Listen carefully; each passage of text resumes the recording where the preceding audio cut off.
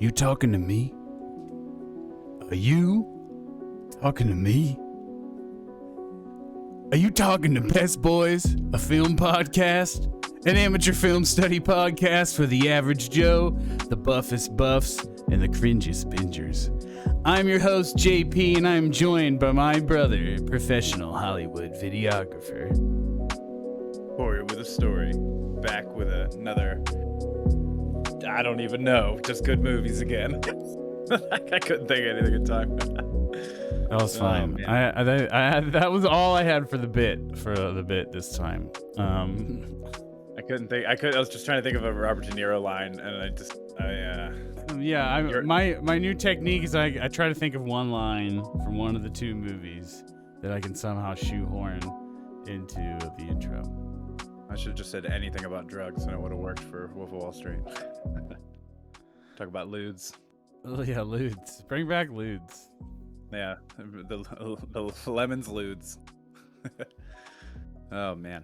But this was an interesting week. I've never seen Taxi Driver, which I know is a big bad for a film, man.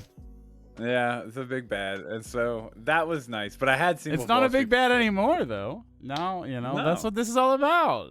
To be growing, or not even just marking things off the bucket list. I like to say. Yeah, and understanding why I have seen something so many times since then. Oh my God! How many references to "Are you talking to me" were when we were kids? Oh my God.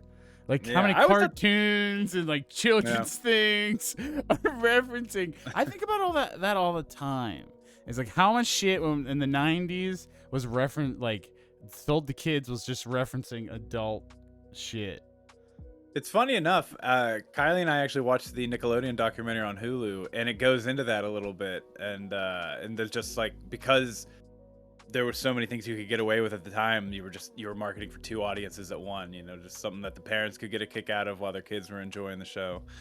And it is nuts because this movie is not for kids at all, nor would I think a kid would like it early on. It's very slow, but interesting and good. I think it is. It's slower than you'd think. It's definitely a slow burn drama for a lot of it, from the majority of it. And honestly, the tone and pacing of it feels very ahead of its time. Like I could see people like Tarantino or whatever, like the wave of edgy filmmakers in the 90s being super inspired by a film like this. I definitely see DNA in Tarantino's work in this movie. And yeah, for sure. But also, I guess, let's talk about Taxi Driver first. But before we do that, let's talk about our personal, experiences with Marty Scorcese, as I like to call him. Scorcese, the Marvel killer, the Marvel hater, as the young boys might know him as. But he's one of my favorite filmmakers, and we counted before we started the podcast, I've seen 12 of his films, but he has quite a extensive, he's a very prolific filmmaker. He's getting up there in age. He's very old now. I believe he is 79, so there's probably only a few more left in him. And I'm surprised, honestly, he's still making movies of recently. It says he's working on a Grateful Dead biopic right now, and it's like, I'm surprised he's got anything left in the tank. But so is Clint Eastwood. Well, he's got two. He's got that Killers of the Flower Moon as the movie with Leonardo and Robert De Niro. Yeah, it's like most Martin Scorsese movies has at least one of those two in them. I think like good 80 to probably 90% of them have one of the two.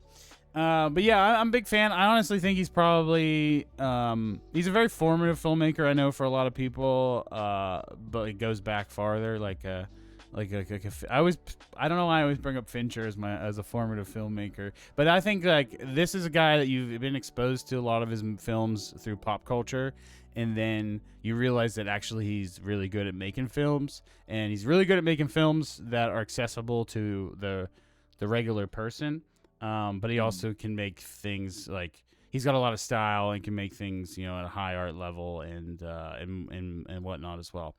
Some of my favorites of his, Taxi Driver is obviously up there, but also I'm a big fan of The Departed. I know as far as a more actiony one, but I love Raging Bull. After Hours is underrated. Cape Fear is underrated. Honestly, I've never really disliked a film of his.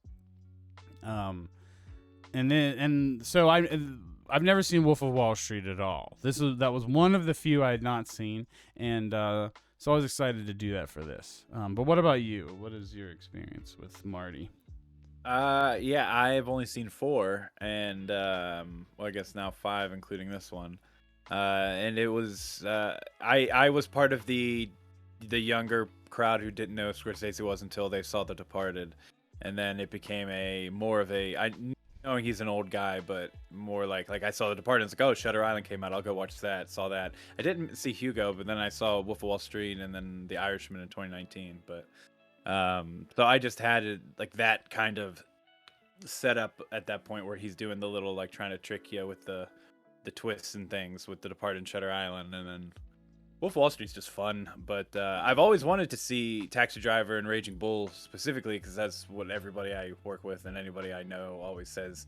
Like if you're that and Goodfellas, it's like if you're a Scorsese fan, you got to watch like those movies to really get them. But Goodfellas and Casino, I think, were the first two I'd seen just from growing up, and they were very popular.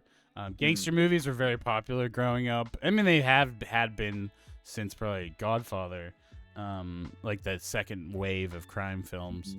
So I think I just thought that he was just into mafia shit. He was just a mafia movie guy, and that was that. And then I think later I saw Gangs of New York after that, and then I saw The Departed, which still all deals with crime. And then I think from that point was when I started. I think I went back. It was like, oh, Taxi Driver. Oh, I should see Raging Bull. And then I realized he's much more range than I think a lot of people, more mainstream fans or normal fans would give him credit for.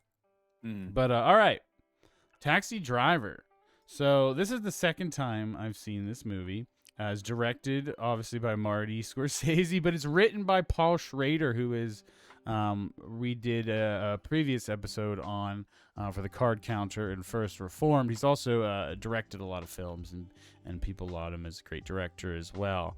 But as a writer, first and foremost, and this is the crown jewel, probably of his career. I think at least until First Reformed, this was like the thing that he was known for to the average Joe, and.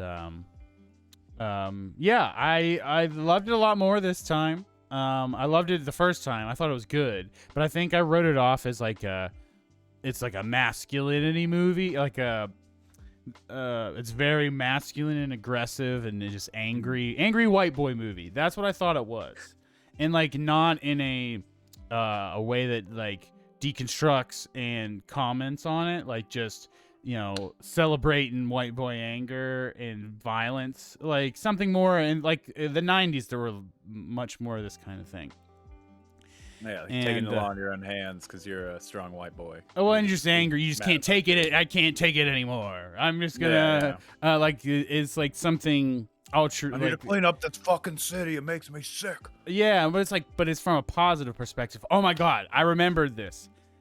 Rorschach in the Watchmen movie is the perfect example of the Rorschach in the comics is like Travis Bickle. He's a piece of shit. He's a racist and a homophobe, and but he does fight crime, but he's hardcore conservative, and to the point of Ayn Rand shit. And in the movie, you get moments of that, but we don't see enough of him being a piece of shit other than stealing Owlman's beans. He's more just angry and angry crime fighter. And it kind of sanitizes the nuance of what makes that character so good. And I think Travis Bickle versus, because I'm this is the perfect example for you, and maybe people at home. Because I think we talked about Joker also a little bit before this, and I think that's an example of being influenced by Travis Bickle's character, but not taking like the depth, the same level of depth from it. And Travis is like, at first you think that you don't know what to think of him. He's quiet. He's lonely. He's in his head, and then we slowly learn more and more about him as he descends into himself. And the movie might end with him being lauded as a hero by the public, but we know the real Travis Bickle that wants to assassinate governors and be creepy to ladies. That part confused me in the movie too, because I felt like he had a good experience with the senator governor guy in the cab, but was it just wanting to kill him because Betsy? I think it was just because down? Betsy. When like me and Riz talked about shatter this. her hope.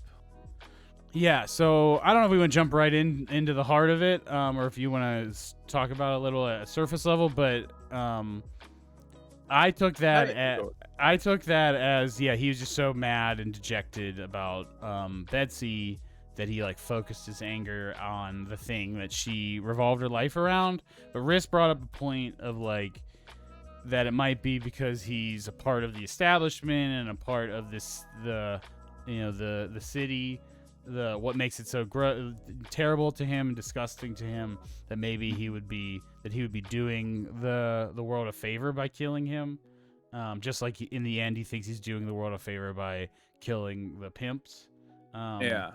And I thought it could have also been in that car ride conversation when he asks, or when he says, what would you want fixed or whatever to Travis, and he's just like, oh, it's place makes me sick and needs cleaned up, blah blah blah. He's going on his little rant, and then the politician's response is just, well, it's going to take a lot of work to do stuff like that. And then it cuts back to Robert De Niro for a second, and it just, the look he gives was like, maybe he took it as like he's just a phony with words, like he doesn't actually mean the same thing, like he's not actually for what I'm for. But I see. I think that is very. I could see that. But maybe I also an amalgamation of all of it. Well, yeah. I feel like I think that the Senator Palantine was like put off by what Robert De Niro Travis said, because it was like very extreme. Like, we need to just kill all these people. That's the kind of rhetoric that hardcore conservatives use to be like, we should just kill homeless, or they like, we need to clean up the streets, and it's this vague thing. But what is cleaning up the streets usually consists of removing the undesirables. The whether it's homeless or sex workers or drug dealers or whatever. And so I think there might be a little bit of both of that, but like he seemed like kind of. So Travis is definitely uneducated, and he has ideas of but he doesn't understand a lot about the world. He served in the military and was honorably discharged. But I think they ask him about his education, and he just says like this and that, or here and there, or something like that. And anytime he's asked to express an opinion on something more complex, like politics or society or music, even, like he doesn't listen to music. He doesn't watch regular movies. He just watches porn. And it's weird, bizarre, and like he's lacking in social skills. He's not fully developed socially, and like his idea of cleaning things up just seems simple to him. Like, I'll just kill them or lock them all up, and like this was a sentiment, I think, back. It still is today, but I think there's a lot more people that understand like you need to help people and not just put them in prison or kill them or whatever. But yeah, there's a lot of nuance to the story, and you're learning more and more about Travis. And honestly, it takes to the point of the date with Sybil, where he takes her to the porn theater. Sybil, her character is Betsy. That I honestly don't think anything bad about Travis. Like, yeah, he's weird. Like, he's weird, but it's not until that point in the movie where it's revealed, like, oh, he's fucked up. Like, we do know he goes to a porn theater, so he's might be like horny, and he talks to the attendant at the porn theater a little weird, creepy, I would say. But that was just the only thing we got. and it wasn't until he brings her there and you're like, oh no, don't do this. And it goes how you would think it would go, and he just doesn't understand. Like, he's completely detached from that. Yeah, yeah, I was gonna say, it definitely shows that he is mentally like, I don't know, unstable. There's something wrong mentally, whether that be handicapped or from PTSD. Because he just keeps saying, it's like, oh, I don't follow movies as much. I see couples go here, so I figured it was, this is what couples do. Very like just not knowing why people are doing things, just seeing people doing it and Like thinking going that through that's the what you're supposed to motions. do. Yeah, Like, yeah. he wants to Um, fit in, but he doesn't fully understand how to do that. yeah. Um, And I guess that just kind of sets him up for on that path of because he continually just not understanding anything after. He's like, what? I was a nice person. I did the right thing. Why does this isn't working or whatever? And then with Betsy, it inevitably drives that anger and directed towards the Palantine, and then later with the prostitution stuff. Yeah, it's kind of like I felt bad for him until he started going on like the "my body is a temple" workout stuff, and then he but then you started started going to like, realize where it was yeah, he's going. like, yeah. I was like, oh no, this guy's about to go and shoot up a theater. So I think that's right. I mean, there's two things that make this movie, I think, incredibly relevant and powerful to today. The first is what you're just about to say, that this is a profile of a mass shooter. And he might not have been a mass shooter, and like, that's the thing that makes the movie's ending so crazy. It's like knowing that he could have easily been a Columbine or an Aurora, Colorado, or whatever, and instead he's a hero because of just a weird, he got chased off of the one murder he was going to commit, and Yeah. he commits a different murder, and it's like that's side of the coin. And obviously the pimps are terrible, but there was a better way that it could have happened than traumatizing poor Jodie Foster. So that's what I was gonna say. The school shooter incel thing. Like, we have a lot more discussions about this kind of psychological profile, I think, today. And one thing that is missing from this movie that would be a part of today is, I think, the internet. And incubating a personality like this, where you could go to 4chan and find other people that feel like this. I'm And they're just telling disgusted. you, The degeneracy. I'm disgusted. And then you can be manipulated by the propaganda, the internet propaganda that is literally designed to kind of harness those angry male feelings. yeah. So the other thing, and I'm going to pass it back to you, but the other thing is the Jodie Foster storyline of Iris. Jodie Foster is 12 years old in this movie. The actress is 12 years old in this movie. Wow.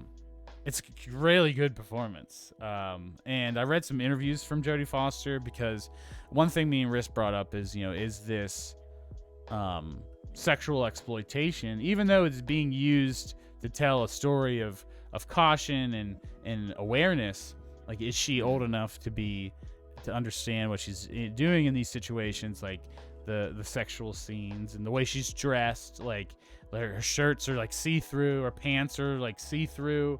Like, I've not seen a child sexualized in a movie like this, at least the one that I've seen in recent time. So like, there's that, but Jodie Foster in these interviews was like, I had been acting for a while at that point. I'd actually been doing more. She had been doing more movies than Robert De Niro and Martin Scorsese by this point. She was more experienced in Hollywood. And she said that she had a really good understanding of separating characters from herself, and and that sort of thing, and that she doesn't look back on it negatively in any way. And actually, she's very proud of that movie and how it has raised awareness on sexual trafficking of underage women and those kinds of things. So those two sides are this movie feels very real to this day, and like, even the performances are really good, and like, I would say the only thing that dates it is like sport, like the 70s pimp archetype versus like where it's the like hip, funky guy with the big hat and the nice shoes and pants and stuff. Like I was thinking about that. Like a lot of our idea of the classic pimp comes from the 70s. But yeah, what did you think about all that? The social aspects. I see. I didn't think she was 12. Like actually, actress. Usually, you just get so used to they older and they play down to the age. But that's interesting. Yeah, they would not have done. I don't think they would have done that today. Yeah. Maybe the Safdies or something. I would say so. I feel like that someone could get away with that, but maybe shot in a way differently so that like the kid is not in the. Honestly, I feel like there's action movies that have kids where there's stuff blowing up. Well, there's violence. It's not as real of a subject matter. Well, I just meant blowing stuff up isn't just like a bloody action sequence. But yeah, I don't know. It's interesting because you essentially put her in this room that it gets coated in blood wall to wall. The character you're talking about, right? Yeah. Okay. Because they're just screaming everywhere, and then you have also just the actors being 12 years old and having to be in that and know that it's not real. The violence I'm not so worried about. It's more just she had to like mime like she's gonna suck Robert De Niro's dick. Oh yeah. I mean that whole thing. That was honestly, like that was really the only sexual act we see her do, and then like Sport like does the lovey-dovey scene where he tries to get her to stay, but like we don't see her do a lot. But there was just her pulling down his fly, which real quick, I pop a video fun fact.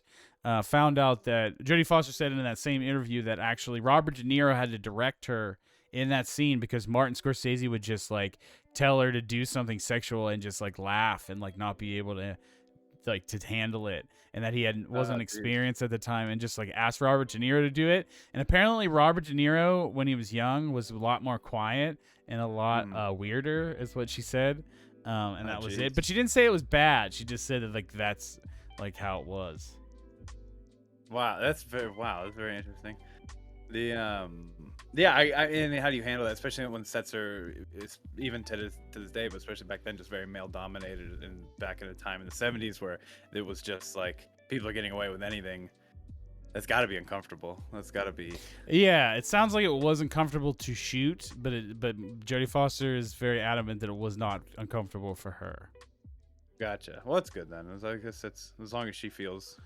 I don't want to even dwell on that. I wanted to really talk about the things that make it relevant to today: the underage sex trafficking, and the incel school shooter psychological profile being profiled here. Yeah, I mean, like it just seems like this is the stereotypical route that at least has been paved from how many school shootings and stuff. It seems to be, somebody who's feels like nothing's going their way, or it's like the r/nice guys thing of just like I did everything right and nothing's still working for me. And this is like incel, voluntary celibate shit. Yeah, and this feels so much like the blueprint of that. Before it had a term, back then it would just been, I guess, just a psycho. I don't know. You didn't have school shootings. Yeah. Like, I mean, no one would think there were shootings, but they weren't like this, like today, where they're much more frequent.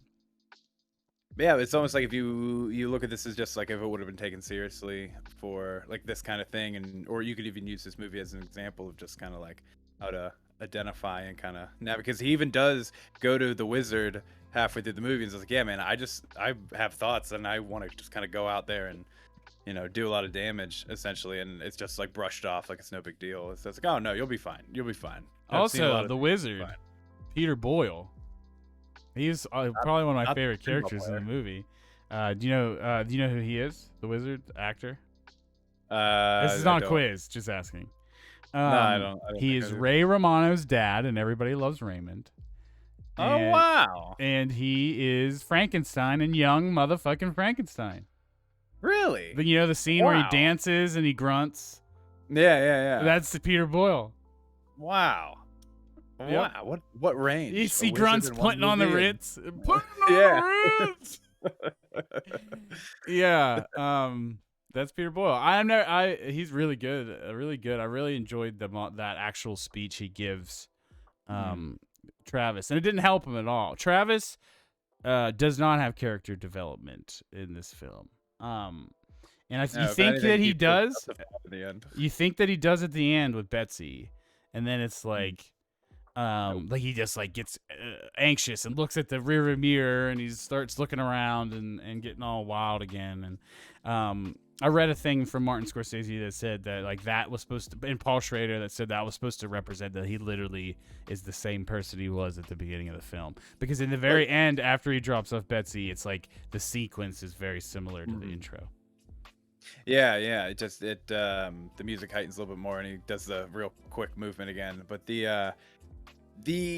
he feels justified because he was praised and not charged Validated. with anything. Yeah, validated in his actions and in his feelings. So of course he's Mm-hmm. not gonna. If anything, he thinks he's Batman now. Like he's just gonna. This is my city. These are my streets, and I'm gonna clean them up. Yeah, he's Rorschach. He lit You know. like I want. I'm curious to talk to Alan Moore about what he profiled Rorschach off after. If it was just conservative people he knew cranked up to 11 or what? Because Yeah. Alan Moore is a huge anarchist. Yeah. But all right.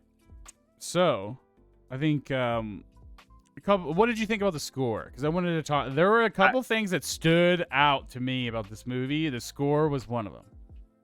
Yeah, I have it, and I don't know if yours is a good or a bad. I feel like you could take those music breaks where it just kind of stops the action, like it's transitioning in a play, and you have the music, the 70s It's style very music. old It's very, school. yeah, it's very of the time and everything. But It's man, like you could strip that orchestra. out.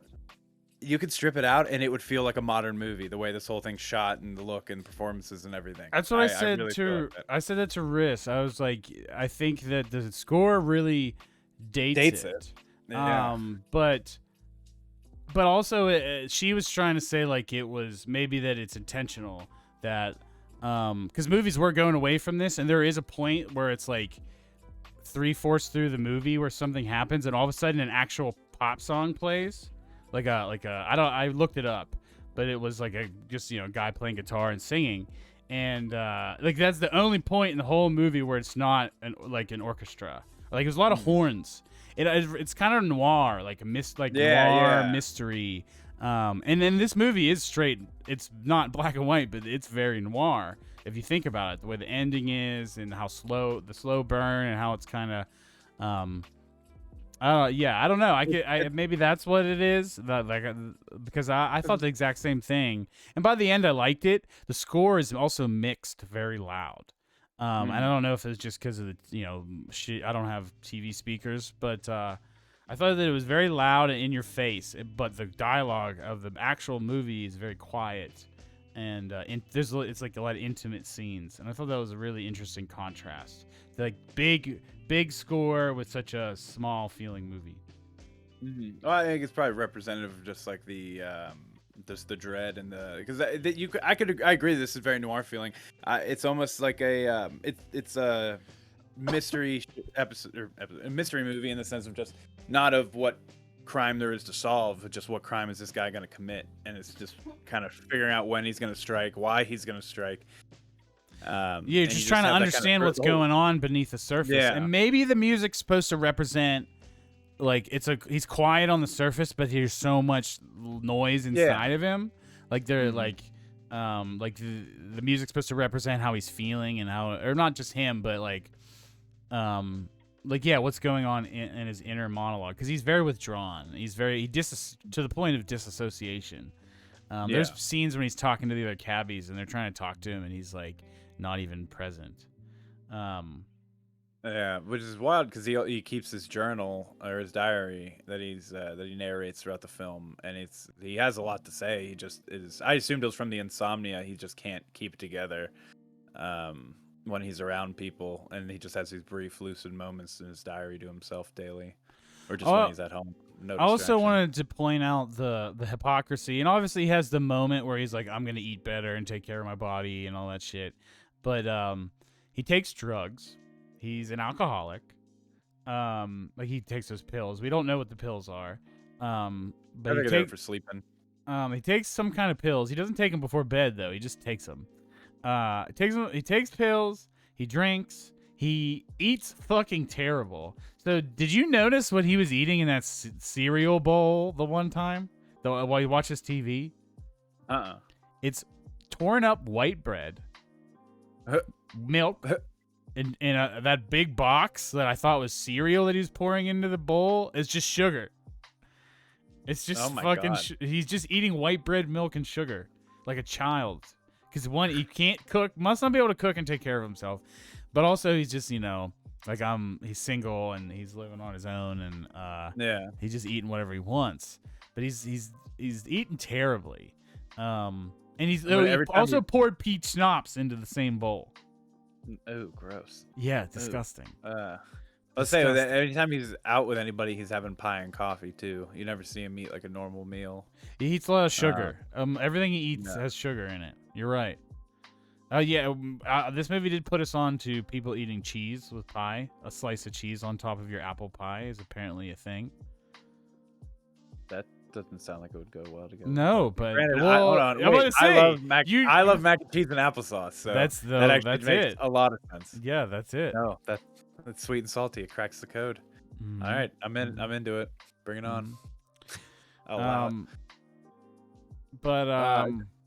Did you feel now? Me going into this, I just wrote down slow ? Because I don't know if I felt it was too slow or if it was fine. Because I love the movie, but the pacing of it kind of there are moments when it dips into those just kind of when the music comes in, I immediately felt all right. Well, I can just relax and stop paying attention a little bit until like dialogue comes back in, because it's usually just kind of like those. While the music's playing, it's just these like little transitions of just like New York City and the close-ups from the cabs driving and stuff, and it felt like a play in those kind of aspects of transitioning. But anytime in between that, though, I was just so interested and invested into it. And I think it's supposed to immerse you into this world. I never felt it was slow at all. The first time I watched it, I didn't realize that it was like a slower burn drama. So I think maybe that was my expectations. But this time around, I didn't think it was slow at all. It was just everything led to the next thing, and by the time it ended, it was time for the ending. No, I didn't think it was too long or anything like that. It's just under 2 hours, and I think it's a well-paced film. I don't think there's anything that you could cut. I don't think it's all builds to the story. I really like the little when he picks up passengers, and it's more so in the first half, but he'll pick up a passenger and you have like this little one-off scene, and sometimes it doesn't really add to the plot. It's just like part of the vibe. But then there's the scene specifically with this man with a beard who is actually Martin Scorsese himself, and he's talking about his wife and how he's going to kill her with a .44 Magnum. Yeah. And I'm pretty sure that in that moment, that is what inspired Travis to get his own weapon, to get his own guns and do the same. And like he sympathized with this man, even though this guy was crazy and a piece of shit. Like, yeah, your wife sucks for cheating on you, but you shouldn't talk about blowing up her pussy with a .44 Magnum. Yeah. And then just the whole thing was just very because Robert De Niro looked uncomfortable with it at first, but then it just kind of like it felt like once he got it, you could see it in his eyes. He's just like, maybe this is the right thing to do. You know, he is being this is what I should be doing. I think the movie does take its time in parts, but I think that just builds to this vibe, the whole vibe, and like this why we're getting a lot in the first half is like what it's like to be a taxi driver at night, and he talks about I gotta clean the cum off the back seats after the shift, and like the fucked up people that you get, and you get some examples, but yeah. I don't know. I liked it. Especially this time. I thought it was really, really, really good. I agree. I was pleasantly surprised. Slower than I thought it would be, just based on going from what I've heard with and stuff. Everyone just hypes up as being awesome. but no one's really explained to me why they thought it was awesome, other than just it's a good movie. But definitely You glad know, to have seen it and would watch again. the only things I knew about this movie before I watched it the first time were "Are you talking to me?" in the mirror, Yeah. and at the end when he's got the mohawk and he's covered in blood and he puts the finger guns up to his head and goes. Like I've seen that picture before, but that was really, really it. I knew Jodie Foster was in it. Oh, also I wanted to say about Jodie Foster and about the movie as a whole, relating to the incel stuff. Is do you think this movie is inspiring to those kinds of people? There are a lot of people that do not get the nuance, and I think this is the distinction between Joker and this is that. People walk away from Taxi Driver not understanding that Travis is evil and a bad guy, and not to be lauded or celebrated, but they get confused by the public, celebrating him in the end. But I mean, it's literally trying to tell us that he's bad. He's an evil person the whole fucking movie, and it's supposed to feel confusing.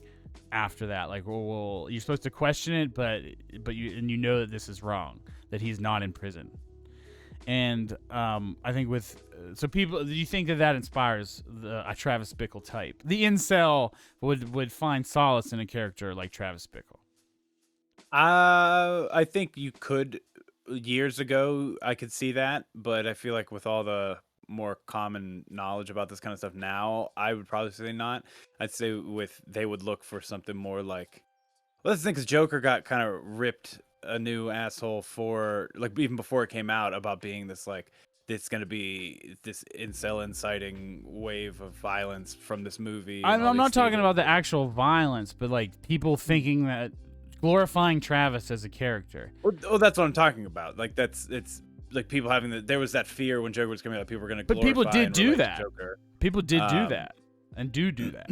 Like there's like that. Like there's like there's more characters than just this. I think of the guy from Clockwork Orange, the main character, or like Tyler Durden from Fight Club. Yeah. Like Tyler Durden from Fight Club is not good. He's not a good character. Like he's not a good guy. He's the bad part of this person's psyche. That is telling him to kill people and blow up anarchy or whatever. And there's good things about him, but it's not a good character. And it's not the movie's not saying that's what you should do. Yeah. And I think that people walk away from these movies like it's like Warhammer. Like Warhammer has cool shit in it, but like I think the main army is cool, but they are evil. Everyone is evil in Warhammer, but I can still think something's cool. And I think there are people that lose that nuance. They don't understand that something is evil and still can be like not, interesting. Is a better word than cool, maybe. But yeah, no, I know exactly what you're saying. Yeah, I'm on we're on the same page. But I think early, I would say like even like 15 years plus, yes, to people being inspired by the Taxi Driver, like certain people, a very select certain people being inspired by Taxi Driver into thinking like that's the protagonist, that's the cool guy, I'm the protagonist, I should do these things. But I think less. It's been people do that with Joker though. People do that with Joker. Well, yeah, well that's what I was saying. It was like it's been so even now that like Joker came out and there wasn't any mass things to come out at just being all hype before it came out, and the movie ended up being just okay. So I think, and because so many people identify that character trait, that archetype of a person now, that it's kind of harder to walk away from a movie feeling that way. Now I feel like it's more like you were saying earlier with like the incubation on like 4chan and stuff, is where they're now just finding hive minds of like-minded people to fuel their shit rather than taking their inspiration from a movie. But I think it's all part. I think it's all part of it. I do think it's part of it. I'm not saying that these movies. I'm not saying Taxi Driver is bad at all, because the message of the movie is that it's bad. But I think that these other kinds of movies that just indulge the male fantasy, Joker is one of them, or like Falling Down, or something. I think the message is a lot more. Is just not good. It's not. It's glorifying that character more than being a nuanced cautionary tale. And I think I think that it still has influence on people, and like the Joker as a whole, um, like even before with the Heath Ledger shit, like people were already like building up this idea of this character that isn't even actually what the character is. Like, you know, the whole like society thing. We live in a society. Like that joke thing. That is literally the kind of Travis Bickle is a we live in a society motherfucker. Because he's too dumb to understand the real nuances of how society works. So it just boils it down to this buzz phrase that means nothing. I'm going to clean the streets. Or whatever it is in these other movies. Yeah. Like that's Taxi Driver is above these other movies that we're talking about because it is aware of that and it is like commenting on that. Where these other movies are just there's less nuance and it's more about like glorifying and or being edgy for edge's sake. I love Edge. You know this. I would say with the Clockwork Orange though, the main guy, he at least gets his just desserts at the end. Between not in the like movie. all of his he jumps out the window and dies at the end of the movie. No, he oh doesn't. no, you're right. Yeah, he does the thing. The where he's back in the book, and he gets his just desserts because he learns his lesson. But the movie, he gets hit in the head and the conditioning goes away. And he can be evil again. I forgot. Yeah, I forgot about that. I love once Clockwork again, Orange okay. also. Fantastic movie. But the characters are pieces of shit. That's like what makes it interesting. It's like thinking that I want to be like, I forget, I don't know why I can't think of his fucking name, but I don't want to be like these people. I just think that the stories are interesting, and I think Edge it can be interesting, and when used well, and it's not even like I hate. Like I'm saying, I love edgy stuff, but if it's just like hollow and empty, then it's not really like, or like there's schlock too. I like a good schlock, but this has it all. This is good. Yeah, this is everything. It's just all things that know what they are and are self-referential in it. You know, like it's if you are going into something and taking it, because that's what Joker is going in and taking it too seriously and not understanding what it is. Like the character. Yeah, it's not fully deconstructed, and it's just like this is an origin story for the Joker, modeled after Taxi Driver, kind of. And sorry for everybody that we've talked about Joker for this long. Yeah. But I feel like that it's like kind of unfortunately a thing. At least maybe 5 years from now, when that movie is less talked about. Then it won't be. I won't feel the need, but I think it was interesting to bring up. Yeah. The main difference is that movie feels like a pity party for the Joker, and this one doesn't feel like a pity party for Travis. At first, you think it could be, and then it's like, no, he's a fuck, and he sucks. Exactly. Yes, and that's why it's great. But all right, is there anything else we want to talk about with this? I knew that was the ending thing I wanted to deal with, but the cast is great. The score is cool. You might have issues with it at first, but I think when it was all said and done, I really loved it. The writing is really good. The style shows up only in moments. I feel like, honestly, in those in between scene things. You see a lot of style and like people walking around and the shots and there was like a cool thing with Travis learning how to shoot like at the shooting range, and his like the screen would get really small with just Travis shooting, and then it would get big on the target and it would get really small again and go back and forth. You know what I'm talking about? Yeah. I was gonna say there's a lot of stuff that for its time feels so modern, which is what I was saying earlier. If you rip the score out of this movie, it feels like a modern, like kind of semi slow burn movie, I think that a lot can be taken from how it stylistically, from how to shoot grungy New York in a way that feels raw but still conveys an interesting story. The way this is shot alone, it held my attention. I just love everything is just like dark, gritty, textured film for all the outdoor stuff, and then all the indoor stuff is very bleak run down. Everything is just shitty, and it's just doing it from these perspectives that really show scale. Like his apartment feels so small and cramped, but that's also because of the way how they shoot it to make it feel that way. And I think they did a good job in just kind of Yeah, it looks like a studio apartment. Like it looks like one room, like one big yeah, room. yeah. I think it did a good job of just kind of giving you a sense of the real life scale of everywhere they were in the movie, and then just how the whole story is cut and paste together with the shots. Just it flows very well. It feels like I said, it feels like something 30 years beyond its time. Oh, so this is the real quick fun fact, and I think we should move on because I just looked at the time. So the guy, John Hinckley, I think his name was, he tried to assassinate Ronald Reagan in the 80s, and he said he did it for Jodie Foster, to impress Jodie Foster, because he was obsessed with the film Taxi Driver and with her in it. She's obsessed with her in the film Taxi Driver. Wow. And he wanted to impress her by assassinating Ronald Reagan. Wow, he got the wrong thing out of that movie. He just got released from prison, I think, recently, like a few years ago. He's alive. Wow. Yeah, he's really into indie rock. Apparently, I saw a bunch of tweets that he's made. But yeah. All right, let's move on. And I just realized that I've had the Wolf of Wall Street on the screen this entire time. So let me give you a quick glimpse of old Travie. Oh, also, the Mohawk was like, I think the Mohawk didn't become a huge wave until like around this time. Like punk music is late 70s. This movie's 76.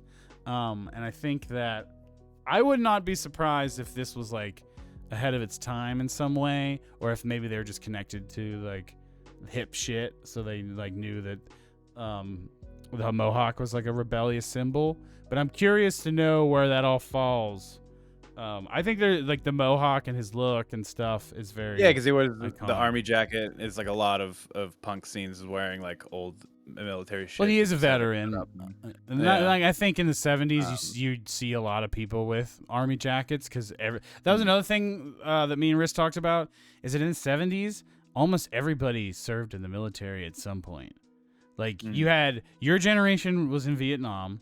The generation before that was in Korea. The generation before that was in World War II, and then a generation before that was in World War I.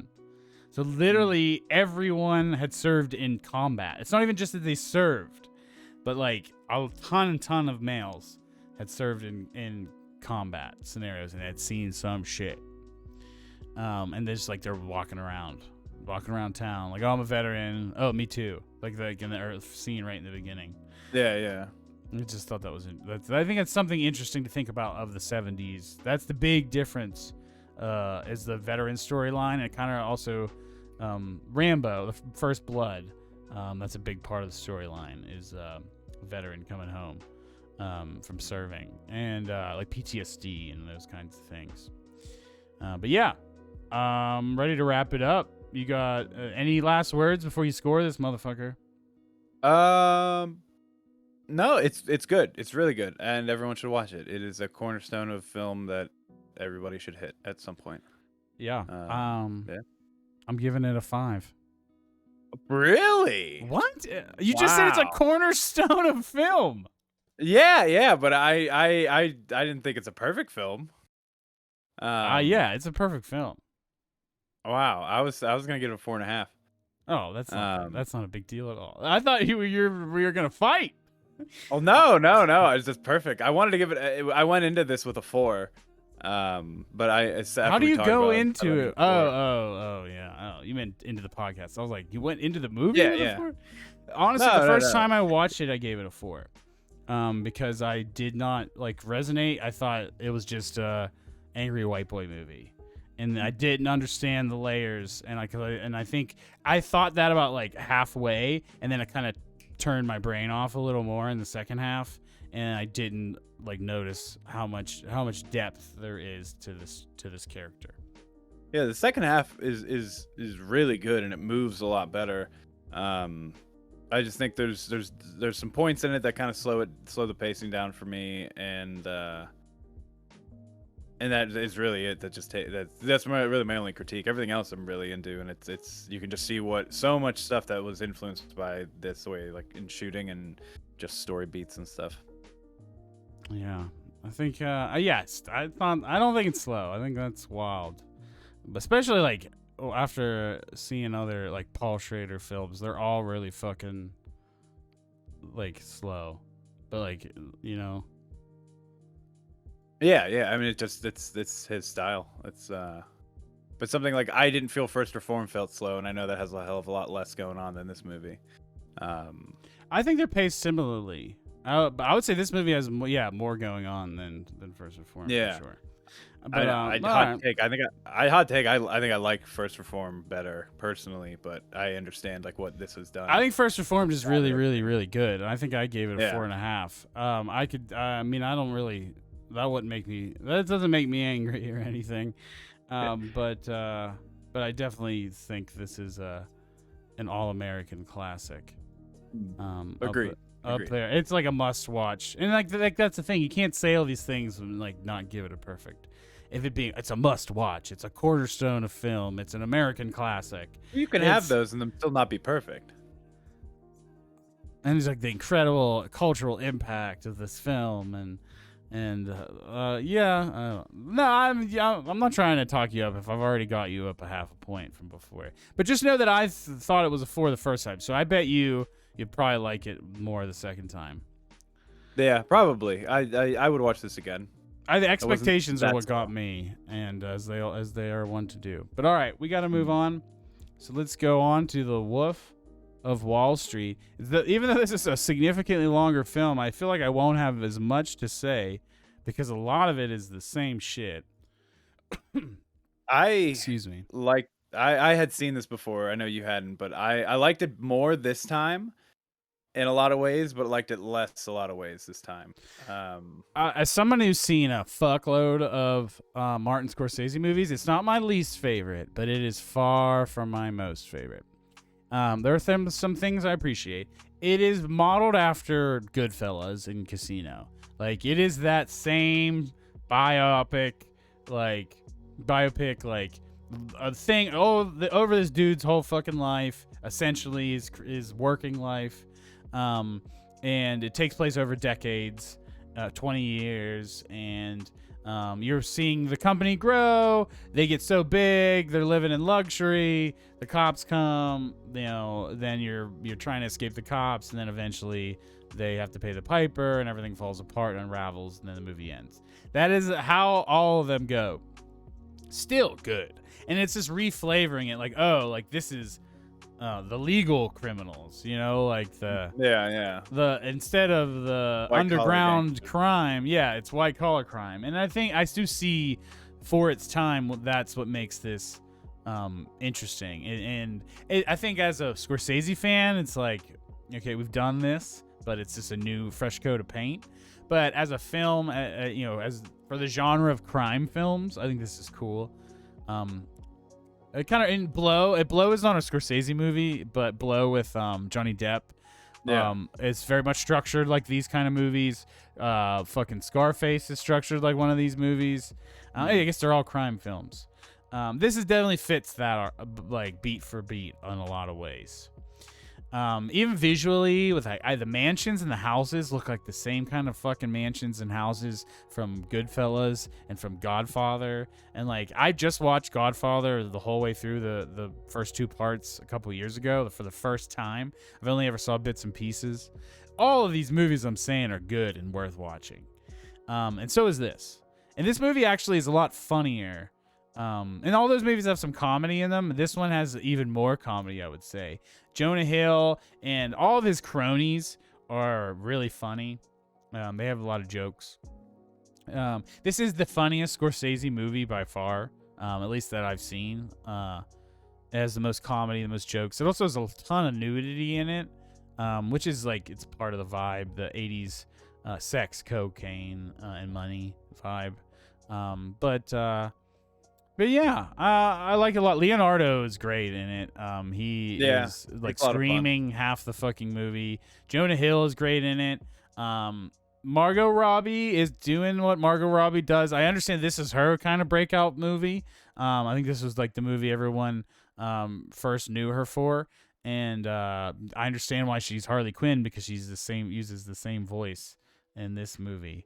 Like, oh, she already talks like her. Let's Yeah. just count. She's pretty. She talks like her. She can act.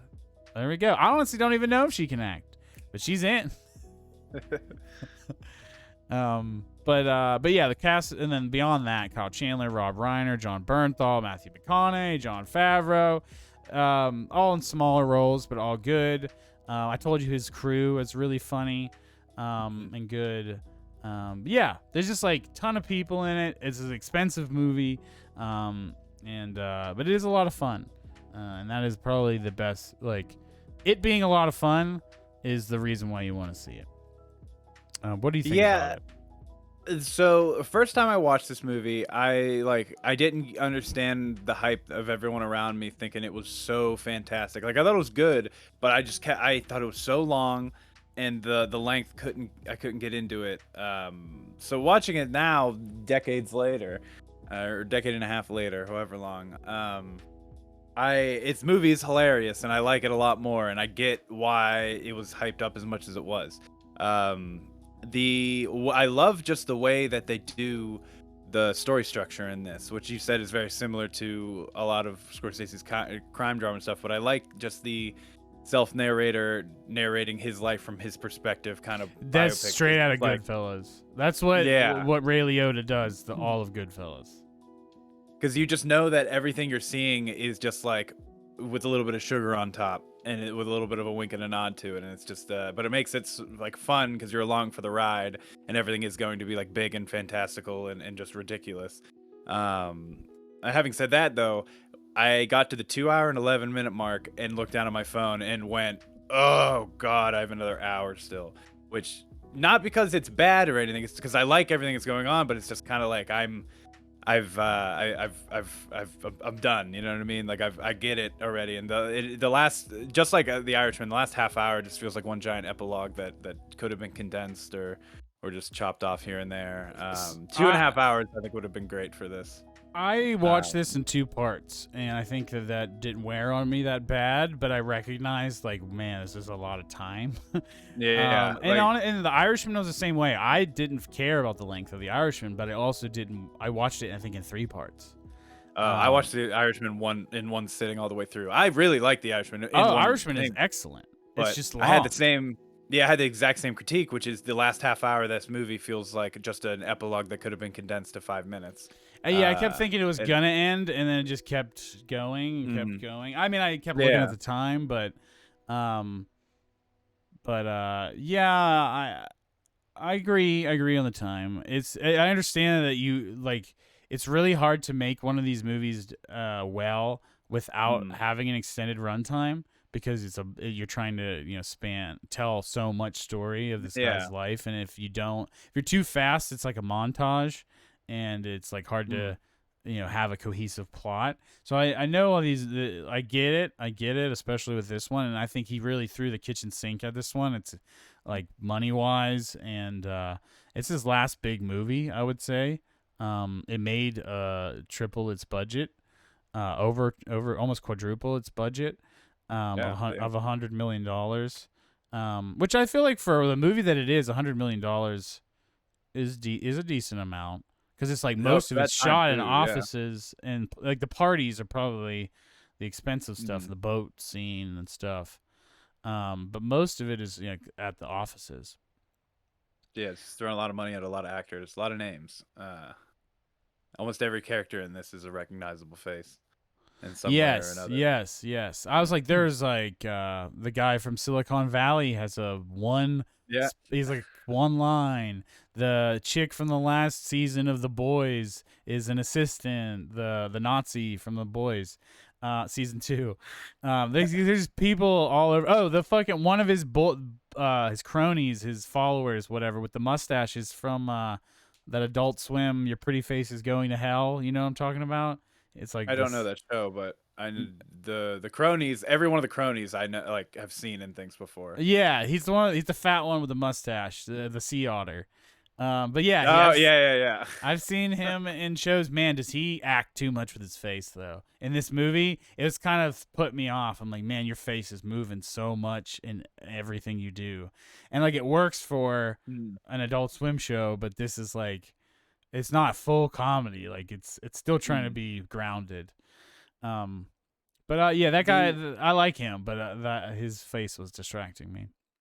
um, I could see that. I just yeah, everybody who they built around Leo for this performance though was perfect, and I Jonah Hill is and Leo is such a hilarious They have a combination lot of that good at the time, chemistry. yeah, at the time, a lot of people probably wouldn't think of, but it's they hit it off so well. The funniest the thing that made me laugh the biggest at this movie was the scene when they first meet Margot Robbie. They introduce her character, and he cuts to Jonah. They're all fucked up, and they cut to Jonah Hill just jerking off in front of his wife, and Yeah, his wife beats the shit out of him. He just like, she's so beautiful, like while he's getting beat up, he's and like, it you just have makes to fuck her. the You fun. have Yeah, to fuck her. it's so funny. I could not stop laughing. It's just so ridiculous. Like, there's so many moments like that in this movie that are just so over the top and fantastical in a great way. And I think that it has so many awesome moments. But my two biggest thing, aside from the runtime, my other thing is just like I feel like a lot of jokes in this don't age well. Um, the whole scene with about the little person and throwing them into the thing, I felt very hard to watch. And then the excess and obviously nudity and everything like of the time it works There's and so for much what the movie sexual thing was. harassment, and it's just like normal. Yeah. Like no one reacts to like No. someone walking up and grabbing someone's titty. Like Yeah. there's like 3 times in the movie where Leonardo just walks up to a woman and just honks their titty and then just keeps walking. Like even the scene when he gets strapped down into the private plane when they're heading over to I think Italy or something. They cut to his flashback and he's just humping the shit out of the stewardess, and the stewardess is smiling and laughing, but No, like a little she's uncomfortably. screaming. But No, she's yelling. no, she has a smile on her face at the beginning of it, and then it becomes more of a distress. But even with the little thing like that, it is just like adding into like everything. Their actions is fine, even though you know they're terrible people, but nobody else seems to really care that they're terrible people. And that I feel like that doesn't age as well. At the time, that was so much a comedy and things like that. Were I but don't think now this is glorifying it. I don't think that. I mean, it is, but I don't think it's like saying this is good. This is an example of the excess of what they're doing. It's not. I don't think it's saying that this is what you should do.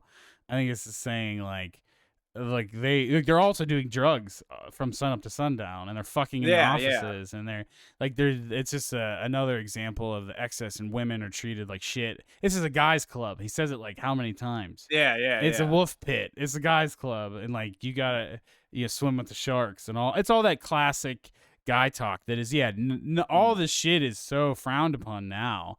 And even in even when this movie came out, a lot of it definitely is as well. It just goes to show how much has changed since the 90s in that regard. It's so shocking to Yeah, see. yeah. But it's so those are just my two big like What?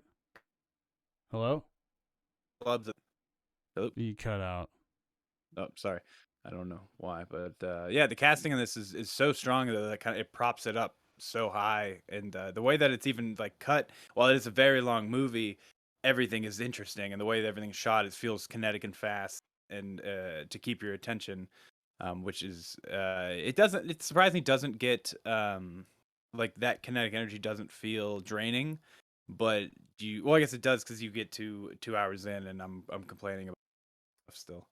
I don't know. It's like enjoyable until you've had too much of it, and then you need a break. I wasn't fatigued by it, but like I said, I did watch it in 2 halves. I didn't even. It was like I watched the first hour and then I watched the last two together. Um, but yeah, I don't know. I wasn't really fatigued by it, but I feel like I would have been if I had to watch it all at once, just because I'd be like Mm. wanting to do something else. Not because it's Yeah. like that was my issue. It's not because I'm not enjoying the movie anymore.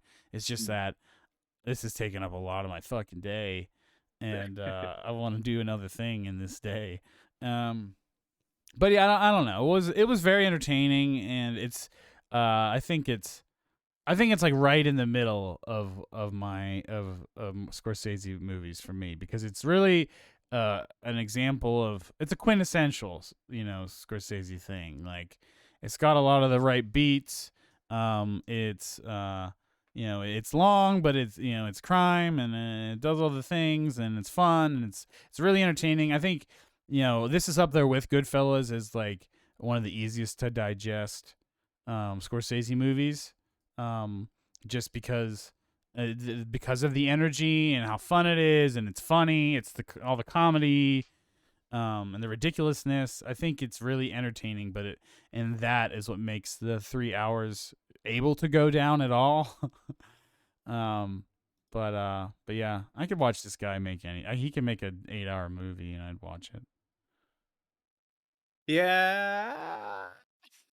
Well, it depends I watched which The Irishman. I Yeah, could well, the like he Irishman, just well, make 3 that but hours. longer. I'd probably Irishman. I was like damn near Snyder Cut level.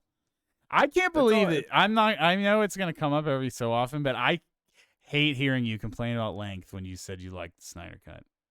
I like the That's such a but the fucking Snyder is also broken up contradiction, into hypocrisy. Hold on, but having said that, Mister, I watch long movies in parts. The Snyder Cut's broken up I into 6 did it chapters. for this and because I had to get it and, to be able to have it done for the podcast.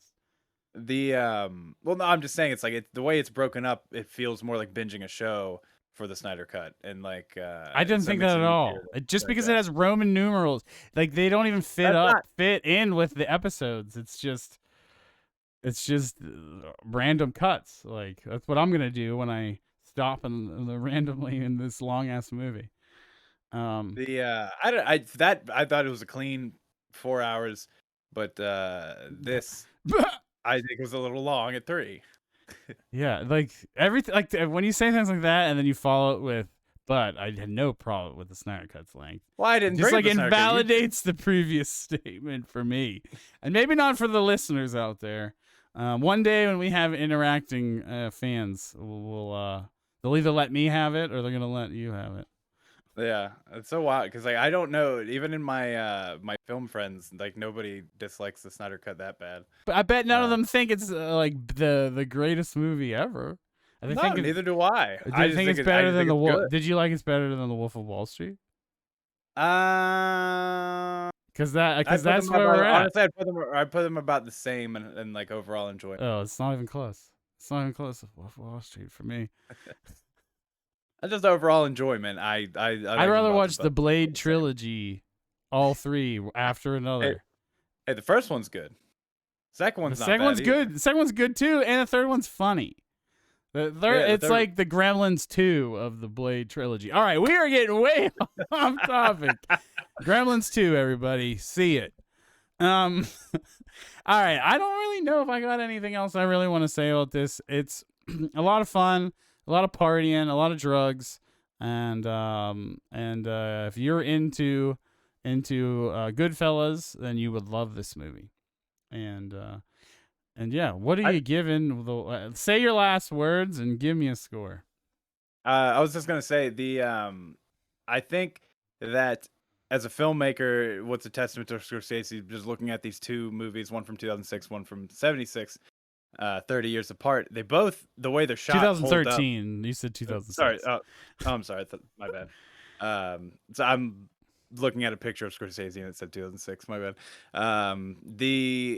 But they hold the way that they're shot, everything holds up. Like Wall Street looks like it was shot like last year still. Like it looks great. Yeah, it Taxi really Driver does. It really does. looks great for its time as well. And I that's a testament to either the DPs he uses or if it's himself, but knows on being the forefront of filmmaking when it comes to like shooting and from a cinematographer standpoint. But I'm gonna give it a 3.5. The cinematographer for Wolf of Wall Street was Rodrigo Prieto, who did Brokeback Mountain, which he won an Academy Award for. Wow, and those movies look entirely different. That's range. You said you're gonna give it what'd you give it, a 4? 3.5. What? No, that's fine. I actually, I'm giving the Wolf of Wall Street a 4. Interesting. Yeah, I didn't. I'm surprised you gave it that low, but it's not. It's not. Doesn't have superheroes in it, so that's an automatic. No, I think I like. deduction. I don't know. I think I like The Irishman more than that. Honestly, I don't have a problem with that. Did you like? How about Cape Fear? You didn't I've really. never seen Cape Fear. You I've only watched it seen with the. me Oh, wait a minute. That is that the one with with Robert De Niro and we watched it at your Nick house Nolte. at Nick the old Nolte. apartment. Oh man, I Yes. barely even remember that. Yeah, Robert De Niro's weird in it. I think I like Cape Fear more, but because it's weird. But I think that this is a better film. Yeah, like I would say like The Departed is, which I know is everybody's go to, but that's like of what I've seen of his, I would say is my 5 out of 5 Scorsese Oh, out of the that ones I've seen. Scorsese heads don't put that near the top. It's The, so good. the Departed. I love The Departed, but Scorsese heads usually give that a 4, and it's not in the top 5. Interesting. Yeah, Oh, it's I so I think good. it's probably around Wolf of Wall Street. People probably put The Departed. I Interesting. think Well, it's probably above it. I think The Some of Departed's way better. We're gonna have to do it someday because some of Jack Nicholson's shit is like hammy as fuck in that movie.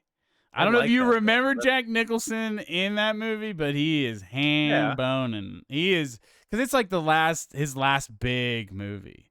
Yeah, I remember the entire time thinking that, man, he seems like, because I've seen it a couple times. So I remember before thinking like, man, I feel like he's gonna die at any moment during this movie. Yeah, he's still alive. He's still alive. That and Anger Management are like the last couple movies I remember seeing with Jack Yeah. Nicholson in it. But all right, I gave Wolf of Wall Street a 4. I still think it's good. I mean, like if I think that this is in the middle of the pack of Scorsese movies, that's gonna tell you Mm. of how much I like Scorsese movies. Because that means there's a lot that are above that. But yeah. But that's it. That's it. That's the scores. That's our first venture into his shit on here, and we'll have to do more. Yeah, there's so many I haven't seen. Yeah, So many. you forgot you even saw one. Yeah, I didn't even realize Cape Fear. I barely remember it. Let's see if Nightmare Alley's gonna be on streaming yet. Nope. Let's I see think if it's still in theaters. let's see if yeah we could do that, but I don't really want to go to the theater. Red Not a Rocket, is that on theaters yet? There's streaming. Pre-order. It still says pre-order. All right. Well, if that's the case, then we're gonna have to figure something out again. All right, Brokeback Mountain, Ang Lee. Let's do it. Ang Lee episode. We'll do the Hulk and Brokeback Mountain. We could do Come On, and 20th Century Women if we want to do something new again, because that is streaming. Oh yeah, Come On is streaming. I've heard good things about that. All right, I like it's $20 to rent because it's still new. Well, but movie night. Yeah, I guess maybe we can coordinate and save. Yeah. All right. Well, for now, we'll say that that's what we're doing, and then that'll buy us some time for next week. Thank y'all for stopping by and listening to Best Boys. Make sure you follow and subscribe to us and all the things. We're on YouTube, Apple, Spotify, Tidal, etc. Make sure we're also on Facebook. And I've been debating on making a Twitter and an Instagram just to help promote. But it's like I don't know if I'll keep up with them, so I don't want to start them. But yeah, make sure you follow some other things. Kory with a story and all the things. And we'll be back next week with some more flicking our beans. See everybody later. And also, if you have seen Euphoria season 2 at all, episode 3 has a couple shots in there, shot by yours truly, along with check out any of the behind the scenes for the show. Yeah, we should have stuff that I've shot in there. You should have said that, but we did. It just hit me now, so check it out if you made it this far. It's cool. I'm excited about it. Love working on the show. And excited for season 3 if it happens. I think it will, but we'll see. All right. Well, congrats to Kory. We'll see you next week. Hope you're ready to do some feelings. Bye. Feel me. Later.